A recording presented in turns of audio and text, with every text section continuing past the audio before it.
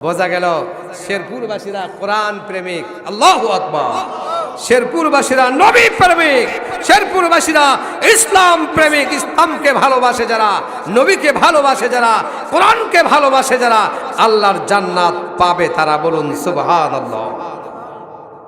মুহূর্তের মধ্যে মদিনা মক্কায় আনাসে কানাসে কাফের মুশরিকরা খবর পৌঁছায় দিলেন, মুহাম্মদ পাগলা হয়ে গেছে, জান্নাত দেখে আসছে, জাহান্নাম দেখে আসছে, আল্লাহর সাথে কথা বলছে, 27 বছর অতিবাহিত করছে। ওই মুহাম্মাদের কাছে কেউ তোমরা যাও না। এতদিন ছিল গোপনে পাগল, আজকে দেখি প্রকাশ্যে পাগল। আওয়াজ দিয়ে বলেন সুবহানাল্লাহ। আল্লাহ পাক বলেন ওয়া রাফা'না লাকা যিকরাক। আল্লাহু আকবার। ও কাফের মুশরিকেরা, আমার হাবিব সম্পর্কে যত অপপ্রচার করবে, যত গীবত করবে, গিল্লানি করবে, যত তোমরা নবীকে খারাপ বলবে, নবীর কথাকে স্তব্ধ করে দিতে চাও, আমি আল্লাহ এই নবীর কথাকে পূর্ণতা দান করে দিব। আল্লাহ বলেন ওয়া মাকারু ওয়া মাকারাল্লাহু ওয়াল্লাহু খায়রুল মাকিরিন।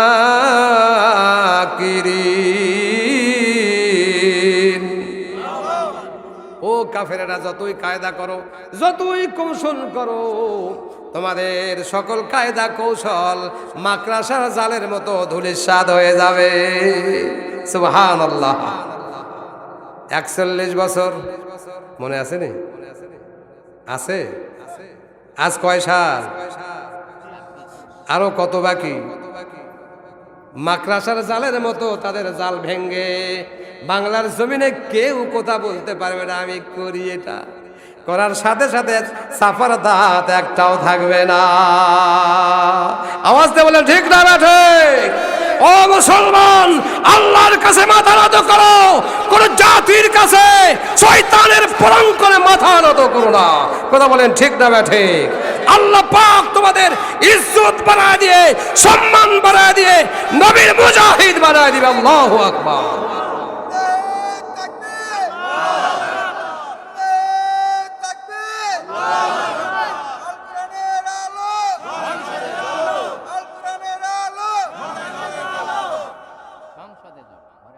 ঘরে ঘরে জ্বলে তো কাজ হবে না ভাই। এবার আল কোরআনের আলো কোথায় জ্বালাবেন? কারা কারা সংসদে কোরআন জ্বালাতে চান? নারায়ে তাকবীর। ইসলামের পক্ষে আমরা থাকতে চাই কি চাই না বলেন? আমরা চাই ওই বাংলাদেশের মসনদে, বাংলাদেশের চেয়ারে যেই যাক, তারেক রহমান যাক, এনসিপি যাক, জামাত যাক, হেফাজত যাক, যেই যাক না কেন, আমরা চাবো এই পার্লামেন্টে রাজকীয়ভাবে, রাষ্ট্রীয়ভাবে নামাজ প্রতিষ্ঠা হয়ে যায়।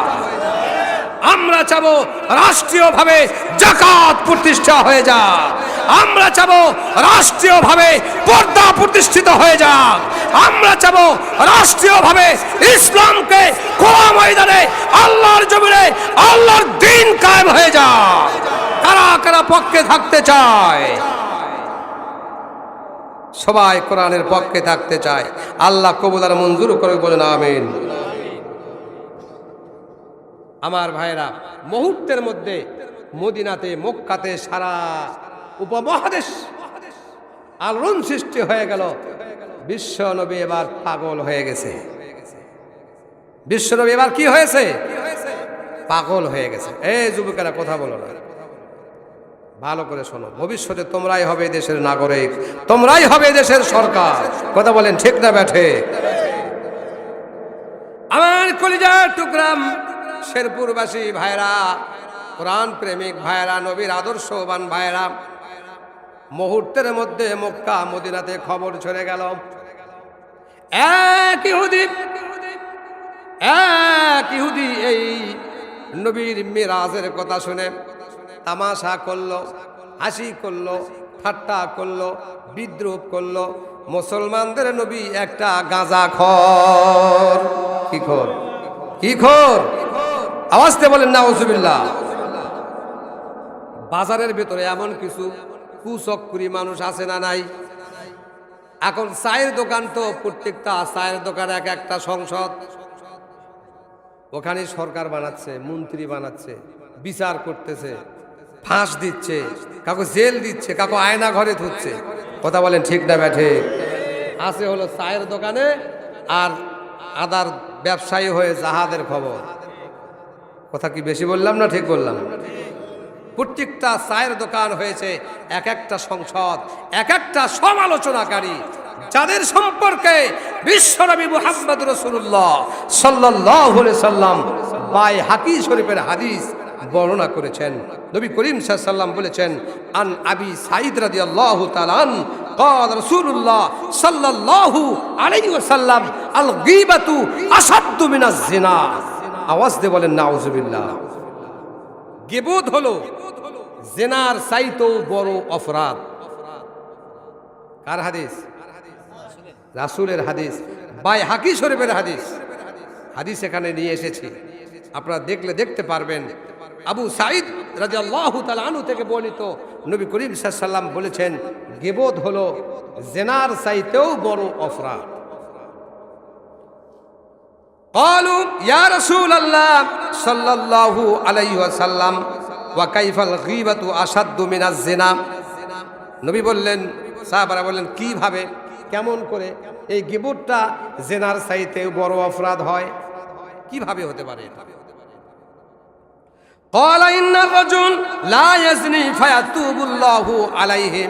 আল্লাহ পাকের নবী বললেন, কোন ব্যক্তি যদি জিনা করার পরে, কি করার পরে, এরকম জিনা কর সমাজে আছে না নাই? সব আল্লাহর ওলি।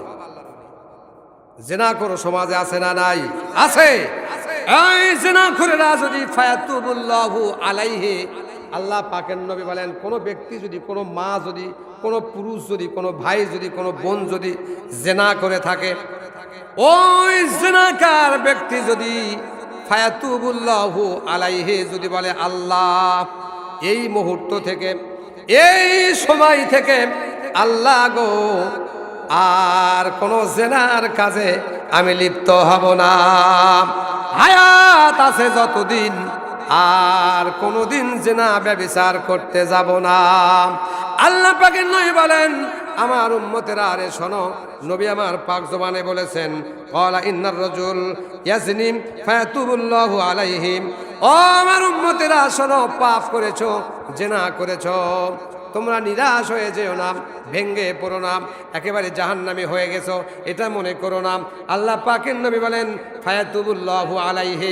ওই উম্মত যদি জীবনের শেষ তওবা মনে করে, তওবা করে, জীবনে বেঁচে থাকতে কোনোদিন জিনা করব না, ব্যভিচার করব না, আল্লাহ পাকের নবী বলেন, ওই বান্দার জীবনের গুনাহগুলি আল্লাহ পাক মাফ করে দিবেন। খুশি না বেজার? খুশি তো? এদিকে যাই না, তাহলে গীবত হলো জিনার চাইতেও বড় অপরাধ। গীবত শব্দটা সব চাইতে কাদের মধ্যে বেশি আছে? পুরুষের মধ্যে না মহিলাদের বেশি? মা বোনেরা কি স্টেজে আছে নাকি? আল্লাহ আশেপাশে। ও মা বোনেরা ভালো করে শোনেন, আপনাদের ভেতরে গীবতের সমালোচনা সব চাইতে বেশি। আমার স্বামী তো স্বামী নয়, ওই যে উমুকের স্বামী, ওর মতো স্বামী হয় না। আর আমার এক নন্দে আছে, ও তো একবারে ফেরেশতা, পুলিশের চাকরি করে, ওর মতো ফেরেশতা স্বামী এই জগতে আমি দেখিই নি বনি। কথা বলেন ঠিক না ব্যাঠিক? আমি প্রবাদে কথা বলেছি, মাছের রাজা হলো ইলিশ। মাছের রাজা কি? আর স্বামীর রাজা হলো পুলিশ। স্বামীর রাজা কি? একজনের পাশাই দূরে ডাঙ্গায় দিয়ে, ডাঙ্গারও দিল, টাকাও নিল, মোবাইলও কেড়ে নিছে, পকেটও সাফ করে নিছে। এরা হলো প্রকাশ্য ডাকাত। কথা বলেন ঠিক না ব্যাঠিক? এজন্য কিছুদিন আগে পুলিশ ভাইদেরকে আমি সম্মানহীন করার জন্য বলছি না, তাদের ক্যারেক্টার, তাদের চরিত্র এত নিচে নেমে গিয়েছিল যে টুপিওয়ালা দেখলি গায়ে বেটা থাম, হুন্ডার কাগজ বের কর। এখন হুজুরেরা তো চালাক কম না, এই যে টুপি মাথায় দিয়েছে, এটা কম পরীক্ষা দিয়ে টুপি মাথায় দেয়নি। টুপিওয়ালারা কিন্তু ওদের চাই 10,000 গুণ চালাক বেশি। কথা বলেন ঠিক না ব্যাঠিক? গাড়ি ধরছে এক টুপিওয়ালা আমার সামনে, যে আর গাড়ি ধরে দাঁড়ায় থছে, আর এক দাড়িওয়ালা যাচ্ছে, করছে, ভাই আমার দাদা মরে গেছে। কে মরছে? দাদা মরছে, পুলিশ করছে ইশারা দিতে, দাদা মরছে। দাদা মরছে কতদিন সেটাও জানে। দাদা মরছে আজ থেকে ব্রিটিশ কালে, 45 বছর আগে দাদা মরছে। ও পুলিশকে বলতেছে ভাই ডিস্টার্ব করেন না, দাদা মারা গেছে, সরেন। পুলিশ করছে তাড়াতাড়ি যা, তাড়াতাড়ি যা, দাদা মরে গেছে। দোহাই দেখ বাবা, মরে তো গেছে, মিছে কথার কয়নি। তাহলে এই টুপিওয়ালারা কিন্তু চালাক কম না, তবে সব টুপিওয়ালাও কিন্তু আল্লাহওয়ালা না, কি বলেন? এখন কিছু লোক টুপি মাথায় দিয়ে জুতা চুরি করছে মসজিদে। এরা কয় টুপিওয়ালারা জুতা চোর। টুপিওয়ালা জুতা চোর দেখলো কোথায়? এই এলাকায় কতজন টুপিওয়ালা, কয়জন মসজিদের ইমাম, কয়জন মুসল্লি, কারো কাছে লিস্ট না থাকলেও মসজিদের কাছে আছে। এই কথা বেশি বললাম না কম বললাম? একদম সঠিক কথা।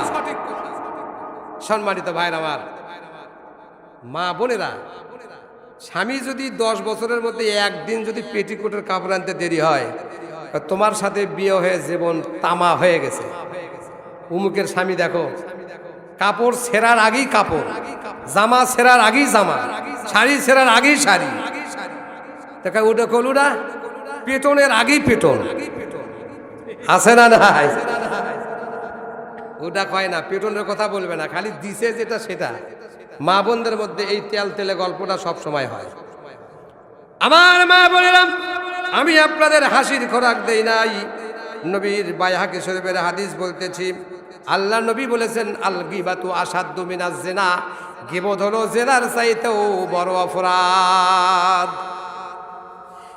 আপনার জেনা, আপনি তওবা করেছেন জেনা, আল্লাহ পাক আপনাকে মাফ করে দিবেন।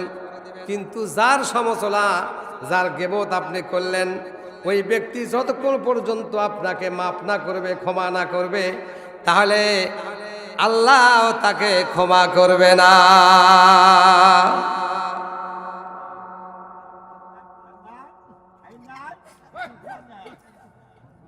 দাদা চুপ করে থাকেন। দাদা দাদা খেপছে, কি বলেন? বোঝা গেছে দাদার মনের ভেতরে ব্যথা আছে। কি আছে? ব্যথা আছে, কথা বলতে দেন। দাদার মনের ভেতরে ব্যথা আছে, কয়ে যায় পুঁতে ফেলামো। দাদা বাড়ি যায় পুঁতেন, দাদা এটি পুঁতেন না, আমরা আগে যাই। সে আমাকেও যাওয়ার দিবি না দাদা, একটু পরে পরে পুঁতেন দাদা। সম্মানিত ভাইরা আমার, ও মা বোনেরা, ভালো করে শোনেন। গিবত যারা করলেন, আবার অনেকে এখন আবার কিছু ফতুয়া বাইরে বেড়েছে, কয় হুজুরেরা কয় গিবত করা হারাম, তাহলে আমাকে মন্ত্রীর গিবত করে কে?